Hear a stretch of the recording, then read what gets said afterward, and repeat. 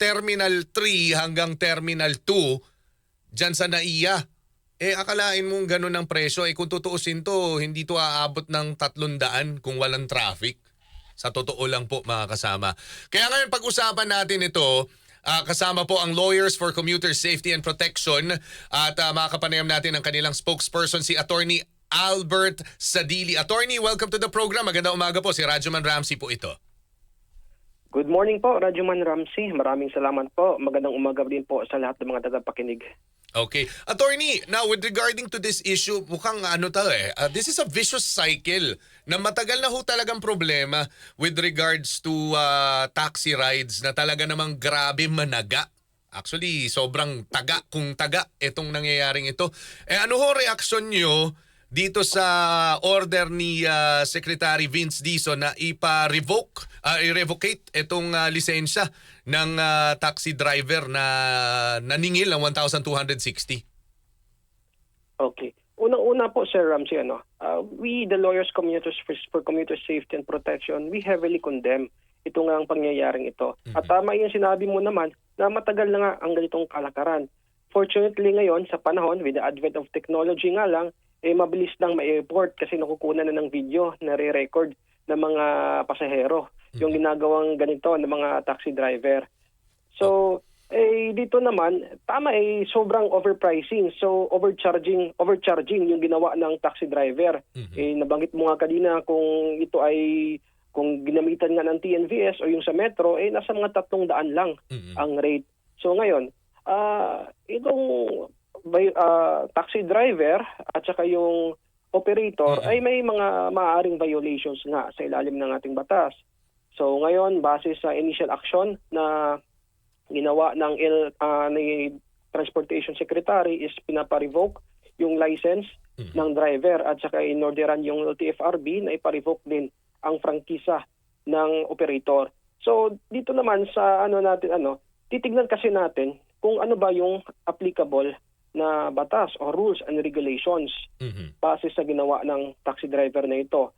Ang magiging basehan kasi natin is itong tinatawag na Joint Administrative Order 2014-01. Ito yung magiging handbook ng LTO at LTFRB sa mga basehan sa iba't ibang klaseng penalties na ginagawa ng mga operators o mga drivers, mga POV drivers. Opo. So, dito kasi, nakalagay dito sa administrative order na yung depende ang penalty sa kung ilang beses na ito ginawa. So sa first offense, 5,000. Sa pangalawang offense, 10,000 na multa. Third offense is 15,000. Tsaka pa lang magkakaroon ng revocation of license. Okay. So, Sir Attorney, ito kasi ang napapansin ho natin, kaya rin siguro nagiging malakas din ang loob ng mga drivers is because, for example, ako po ay magrereklamo sa isang taxi driver na nanaga or nagbatingting or nag-overcharge sa akin, kailangan po ng aking, yung tinatawag ho natin, presence ko, yung appearance ko sa korte.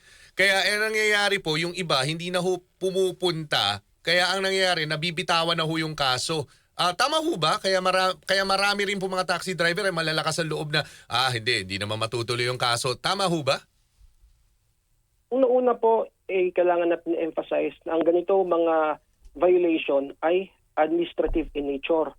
So ito ay posibleng papasok sa violation ng grant of franchise. So kapag sinasabi nating administrative, kahit hindi mismo ang complainant at mag-pursue ng kaso at magreklamo sa mismo mga LTFRB or LTO, tutuloy po yung administrative case wherein ang magiging penalty is yun nga, multa or revocation ng license, driver's license ng driver on the part of the LTO or the revocation and suspension or multa ng franchise on the part of the LTFRB. So kahit hindi po magtuloy-tuloy na mag-participate ang complainant as long as na-report naman at may basehan ang ahensya natin para ituloy ang investigation, nakakalap ng sapat na ebidensya, tuloy-tuloy po ang magiging proceedings po niyan at maaring mapatawad ng parusa ang mga involved po. Okay, that's good to know na ganun po, sir. Now, attorney, with regards to this issue na matagal na hong sakit dito sa ating bansa, itong issue ng pananaga sa ating mga pasahero. Ano ho ang dapat gawin na ho ng ating mga pasahero? At kayo po sa inyong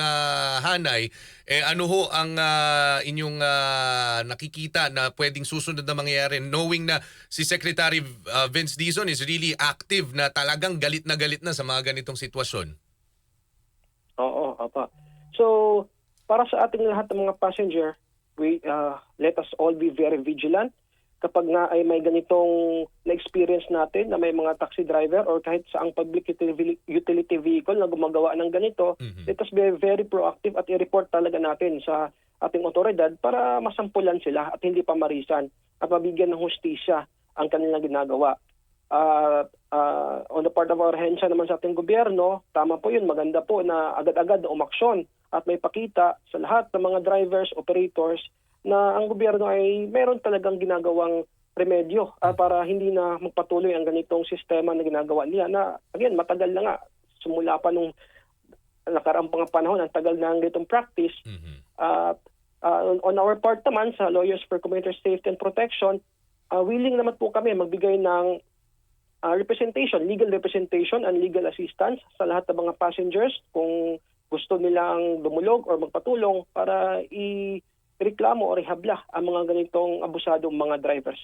Okay. So, sir, attorney, paano ho ba kami magre-reach out sa inyo, yung ating mga pasahero na nagiging biktima ng ganito? Do you think napapanahon na lumabas ho sila kung may mga ebidensya sila against dito sa mga driver na abusado? Do you think it's time na lumabas na ho sila para matakot din naman itong mga abusadong driver natin? Tama po yun yung sinabi mo, sir, no? Kasi unang-una, ang talagang nakapag-witness naman at makapagsabi na may ganong nangyari is yung mismong passenger. Opo. Hindi naman malalaman ng iba yan kung hindi din nila i-report. So tama po, i-report po nila, makipag-ugnayan po sila sa otoridad at pati sa amin. Kung gusto nga nila magpa-assist ng legal representation, maaari po nila kaming makontakt sa aming Facebook page. Meron po kaming Facebook page, ang Lawyers for Commuter Safety and Protection. Kapag tayo po ay dudulog, ang mga passenger o mga commuting public natin, ay bibigyan po namin ng legal na assistance para po ay makamit ang hustisya kapag na-experience nila mga ganitong senaryo. Okay. So, attorney, mensahe niyo po sa ating mga pasahero, sa ating mga tagapakinig. Sa lahat po ng ating mga pasahero, let us all be very vigilant. Kapag may ganitong pangyayari na overcharging or pangungontrata ng mga drivers natin sa kalsada or kung anumang violation wherein ang may ginagawang paglabag o kabulastugan ang mga public utility vehicle, i-report po natin, makipag-ugnayan po tayo sa ating otoridad agad-agad. Maaari kayong pumontak sa LTO, LTFRB at pati nga sa aming Facebook page. Maaari kayong dumulog sa amin at kami naman po ay handang tumulong at bibigay sa inyo ng legal representation. At sa pagtutulungan po ng commuting public at sa lahat ng mga ahensya ng gobyerno ay hopefully po ay maitigil na talaga natin ang ganitong napakatagal lang sistema na ginagawa ng ibang mga abusadong driver at operators. Okay. Attorney, maraming salamat po sa oras at maraming salamat din po na at least ito po ay magbibigay ng lakas ng loob sa mga nabibiktima na mga abusadong driver. Mabuhay po kayo, mabuhay po ang LCSP. Thank you po, sir. Maraming salamat po, sir. Mabuhay din po kayo. Ayan po si Attorney Albert Sadili, ang spokesperson ng Lawyers for Commuter Safety and Protection. Hanap mo na tayo mga kasama.